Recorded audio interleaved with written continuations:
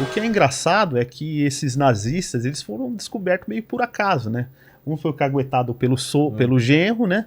E o Meng, ele foi descoberto por uma conversa de boteco, né? É. A família Ele se gabando? Que... Não, tinha um funcionário tinha um funcionário que trazia dinheiro aqui pro Mengele, né? Lá em Diadema, né? Trazia dinheiro de tinha onde? dólar, porque a família do Mengele... A família Mengele era rica. Era uma família muito rica, né? E trazia os dólares para ele lá. E depois que o Mengele morreu em 79, né? Esse funcionário, acho que era Hans Sedelmaier, ele... Então, com uma conversa de um boteco com um amigo, que nem a gente tá aqui, o cara encheu a cara e falou assim, o Mengele morreu, o Mengele tá enterrado no Brasil. Aí esse amigo, ele foi lá, pô, chegou, falei, você não pode falar isso pra mim, né? Então chegou lá e foi lá e caguetou na Polícia Federal. Aí a Polícia Federal lá da Alemanha. Foi uma conversa de boteco, senão ele não teria sido descoberto. Caramba. E aí Tava enterrado com o nome falso. Tava enterrado com o nome falso aqui. Então aí ele foi lá, bateu na Polícia Federal, que bateu aqui no Romeu Tuma aqui em São Paulo, e aí descobriu que ele estava enterrado num cemitério em Imbu sob o nome de Wolfgang Gerhard, né? E aí foi toda uma trama, foi todo um... Mas exumaram? Sim. Foi. Porque é o seguinte, aí eles pediram, quando eles descobriram que o Wolfgang Gerhard era um cara que ele protegia o Mengele, né? Então, e o Mengele era protegido por várias famílias, assim, que meio que davam apoio para ele, né? E o Wolfgang Gerhard, a mulher dele estava parece que a mulher estava doente na Áustria, e falou assim, seguinte, homem, eu vou te dar meus documentos, né? Então, você pega esses, então você vai ser eu, né? E aí o Wolfgang Gerhard foi para a Áustria e morreu antes do Mengele, sabe? Sim. E aí, quando a Polícia Federal descobriu que tinha um Wolfgang Gerhard na Áustria, enterrado na Áustria, e um Wolfgang Gerhard enterrado aqui no Brasil. Então não foi a procura de um nazista, então, sabe? Era tipo uma farsa jurídica, assim. Entendi. Né? E aí, quando descobriram que o Mengele estava enterrado nesse lugar, eles foram na Alemanha e pediram como que é o negócio da ficha da SS, pediram a ficha da SS do Mengele, né? E aí a ficha da SS estava nos Estados Unidos, não estava na Alemanha, né? E aí o governo dos Estados Unidos falou assim, não, a gente só dá a ficha da SS se a gente mandar nossos peritos e aí para fazer a exumação, para fazer a perícia juntos. Aí o brasileiro falou assim, não pode, porque aqui quem tem que fazer a perícia é a gente, né? Mas aí eles liberaram para esse perito brasileiro, para esses peritos americanos, virem fazer a perícia, só acompanhar, né, como acompanhante, né, fazer a perícia junto com os brasileiros. Aí descobriram, aí conseguiram pegar pela arcada dentária, pela arcada dentária, pelo osso, ele tinha uma fratura na bacia. Nossa. Então aí descobriram que o Wolfgang Gerhard, que estava enterrado aqui, era o próprio Mengele, né? E Márcio, não sei se eu vi um filme, alguma série de judeus procurando nazistas na América do Sul. Sim, existiu isso? Existiu. E como não chegaram nesse pessoal? Porque, tipo, o cara nem mudou de nome. Então, o Stangl não era procurado. Ah, não? Por incrível que pareça, apesar do Stangl ter sido responsável por 2 campos, Sobibor, onde ele matou lá uns 200, 300 mil judeus, e Treblinka com mais 800 mil, ele não era uma das pessoas mais procuradas. Porque comandantes de campo tinham muitos, quer dizer... As primeiras procuras foram para pessoas que eram mais importantes em toda a estrutura. O Adolf Eichmann, que era que organizava os transportes, a logística. Foi julgado em Israel? Foi julgado em Israel. Ele foi preso na Argentina, em Buenos Aires, e foi levado para Israel e julgado. E foi um esforço também Quer que eu conte? Eu conto. Quero, por favor. Ele foi... Uma judia namorava um alemão, e ouvindo uma conversa estranha, uma coisa assim, ela começou a perceber, estão falando de um nazista aqui na Argentina. A Argentina tinha muito nazista, porque o governo peronista recebeu muitos nazistas. Sabendo que eram nazistas. Sabendo que eram nazistas, claro, eles recebiam dinheiro para esconder, né, eram pagos. O Eichmann chamava Richard Clement tinha um nome assim, tinha um documento falso, tudo isso. Trabalhava, ele era gerente numa fábrica alemã, gerente de baixo escalão, morava numa casinha que nem tinha luz, com os filhos e a esposa. Eles não estavam ricos aqui, eles não eram pessoas ricas. Foi denunciado também por esse centro Simon Wiesenthal, na Áustria, que o Simon era um sobrevivente que depois da guerra dedicou a vida a caçar nazistas pelo mundo. Montou esse centro, que chama Centro Simon Wiesenthal, e recebia informações, peneirava o que é mentira, o que é verdade, filtrava, e quando achava que estava certo, ia lá. Então ele recebeu informações de que o Eichmann estava em Buenos Aires. Confirmaram que era ele que estava em Buenos Aires. Sabiam que se pedissem para o governo da Argentina na época a extradição, iam negar, porque tinha muito nazista, receberam muito dinheiro, o governo era fascista, então não iam entregar o Eichmann. Aí aconteceu a gente fala que no judaísmo não existem coincidências, tudo está determinado a acontecer. Próximo a essa confirmação toda, ia ser aniversário da independência da Argentina. Então vários governos do mundo foram convidados para a festa. Israel mandou, o seu primeiro-ministro mandou representantes para a festa. Antes tinha mandado agentes do Mossad, que é o Serviço Secreto de Israel, para capturar o Eichmann. Então, mas isso secretamente. Secretamente. Tem até um filme na Netflix dessa então, isso que eu ia falar, exatamente. Capturaram o Eichmann, levaram para uma casa, um esconderijo, confirmaram que era ele, através de interrogatório, fotos, confirmaram que era ele. O que eles fizeram? Quando o avião da El Al, que é a companhia aérea israelense, ia voltar para Israel depois da festa, botaram uma roupa de piloto nele, doparam ele para ele parecer bêbado e foram entrando para o avião, quando até a polícia de fronteira da Argentina, quem é, documento tal, não, o piloto, um dos pilotos bebeu muito, não consegue nem falar, entraram no avião. E só foi informado à imprensa mundial que era o Eichmann quando o avião pousou em Tel Aviv. E aí, isso em 1960, 61, que isso aconteceu. Causou algum problema diplomático na época? Causou um problema, a Argentina queria romper relações com Israel, aquela coisa toda, mas aí acabou achando melhor deixar para lá.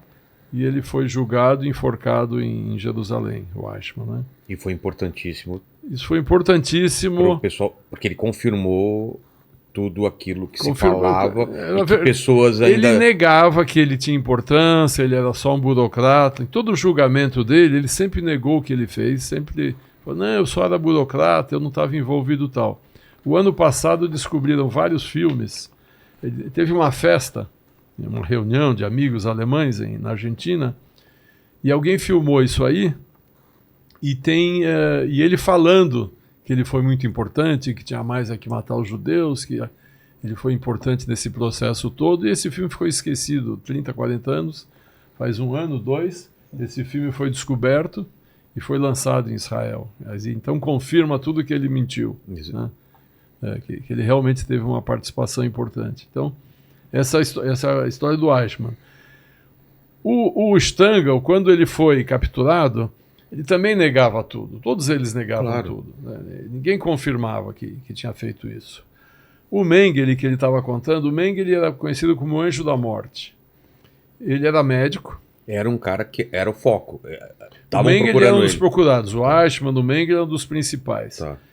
O Mengele, quando ele fugiu para... Ele não fugiu para o Brasil, ele fugiu para a América do Sul. Ele estava na Argentina, e na época que o Eichmann foi extraditado, ele teve que fugir da Argentina. Com medo de ser preso também. E na Argentina, ele veio com o próprio nome e tinha uma empresa chamada Fadofarm. Então ele tinha uma própria empresa farmacêutica lá.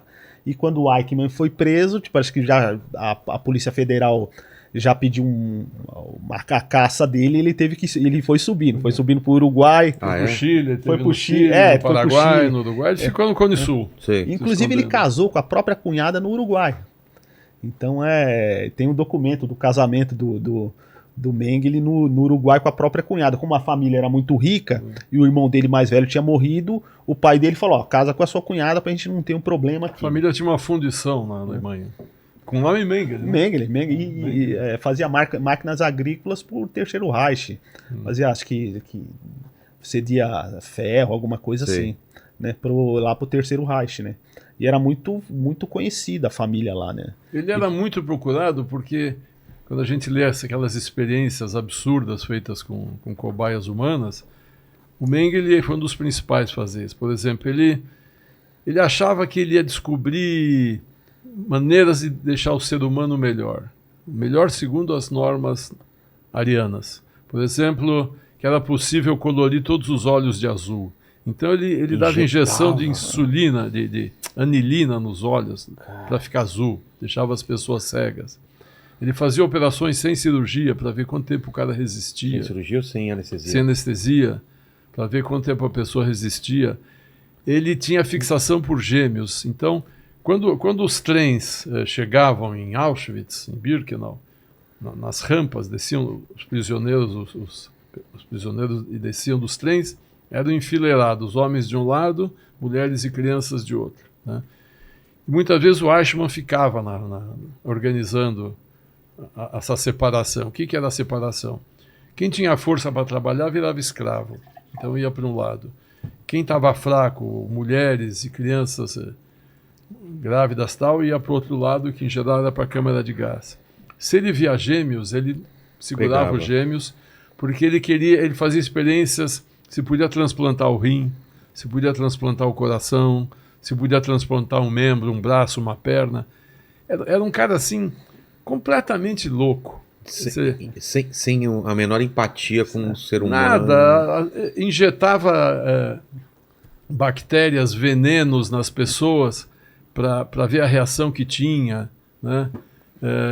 Botava um prego dentro do corpo da pessoa, botava limalha de ferro. Ele queria ver a reação do corpo humano a qualquer loucura que ele pensava.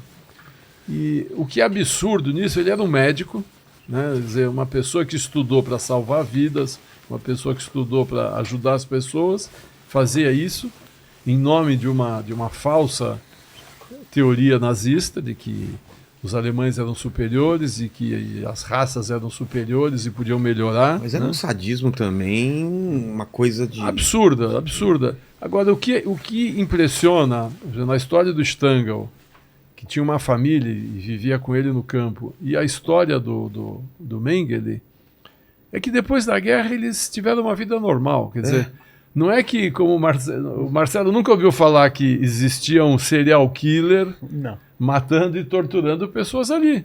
Quer dizer, ele fez isso durante os anos do Holocausto. Que doideira. Acabou, virou um cidadão pacato. E as pessoas que conheceram ele também, por exemplo, eu entrevistei uma mulher... Mas isso eu não entendo. É a coisa do psicopata, né? Mas não continua psicopata. Porque eles faziam para se esconder. Por exemplo, essa pessoa que parece que teve um caso amoroso com o Mengele, o Mengele era chamado de Seu Pedro, né? Era Pedro Roche-Bichler, né? Que ele andava com casacão de couro, podia estar lá no bairro do Eldorado, lá em Diadema, ele andava com esse casacão de couro, ele andava com... Podia estar frio ou calor, com chapéu. Ela falou assim, ó... Pô, então chamava muita atenção. O Pedro foi a pessoa mais importante na minha vida. O pessoal chama ele de Carrasco. Carrasco era meu marido que me batia. Ela falou isso pra mim, sabe? Então ela tinha... Ele era um cara que gerava uma empatia lá, sabe? Ninguém... Era um cara acima de qualquer suspeita. Diz que a única coisa que ele brigou uma vez foi por causa de um pé de limão, né? Que tinha invadido o terreno dele, né? E essa coisa que o Márcio estava falando, por exemplo, dos gêmeos lá em Auschwitz, quando o gêmeo chegava, ele tratava ele... Dava bombom, olha que menininho lindo, tal, o outro lá, na hora que terminava as experiências, cara, pode mandar cremar. Então, e muita gente fala, não, o Mengele, essas experiências serviram para ciência, serviram para nada, sabe? E mas os vizinhos diziam que ele era normal. E isso cimento também, não é? Botava cimento em órgãos. Foi totalmente inútil, quer dizer, de uma maldade sem tamanho. Ele foi fazer uma residência lá e começou a fazer besteira. Isso foi o Dr. Daniel Munhoz, que fez a perícia, falou, um cara, um residente, começou a fazer besteira lá. Então o que ele fazia era era mais sadismo, né? E, por exemplo, tinha uns caras que trabalhavam em Auschwitz precisavam beber para fazer. Parece que eles não, eles faziam de cara limpo o negócio, sabe? Então a história é muito ruim, porque o pessoal fala, não, era só em média ciência, né?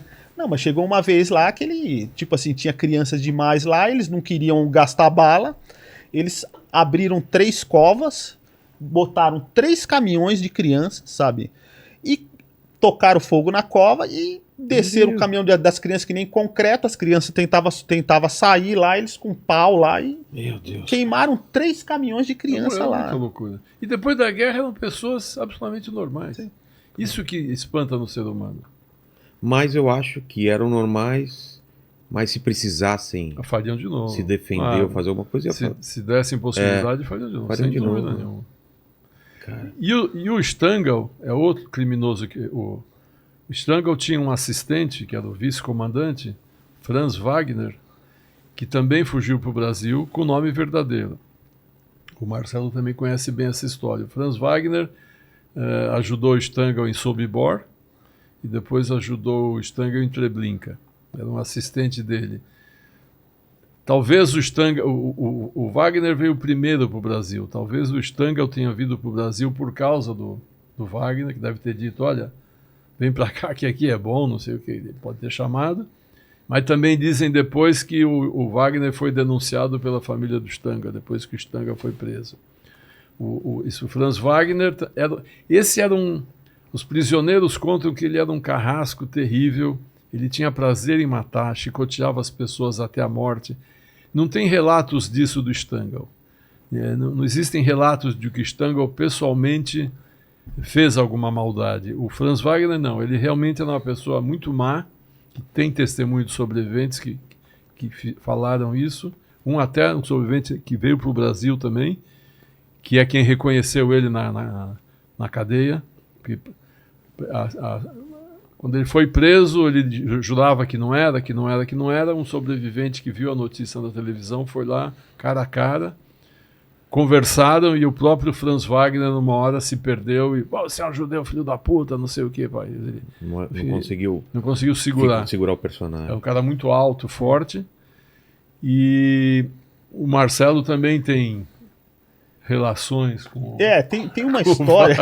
Tem uma história que Ele conheceu todos, parece que pessoalmente. tudo. O ABCD em si por causa dessas empresas alemãs, virou um polo de nazistas. Caramba. Você vê que eu acho que todos tinham relações, assim. O Gustav Wagner, que é o que o Márcio estava falando, ele ia morar a menos de 1,5 km do Mengele. Ele ia morar a menos de 1,5 km do Mengele. Então, o Mengele morava na estrada do Alvarenga 5.773 e o Gustav Wagner ia morar na estrada da Mata Virgem, na casa até de um conhecido. Só que a mãe desse conhecido falou, o quê?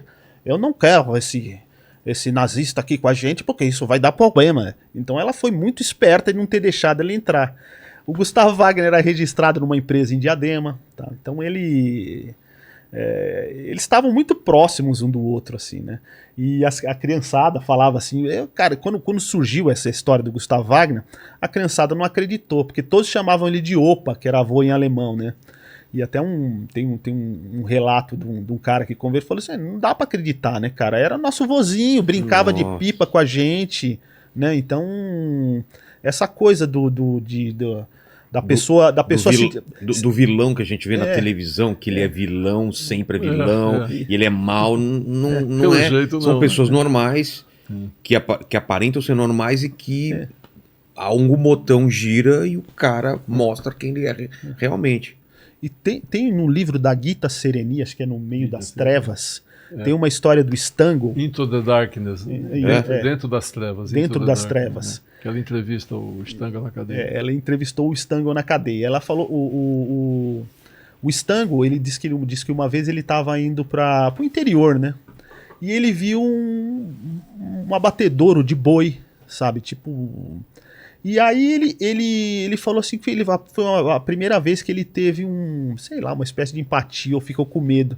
Ele viu no olhar dos bois que estavam indo sendo abatidos, para ser abatidos, o mesmo olhar dos prisioneiros indo para as câmaras para ser queimados. Então ele fez essa relação, que o olhar dos bois era o olhar dos judeus para ser queimados lá nas câmaras de gás, lá nos crematórios, né?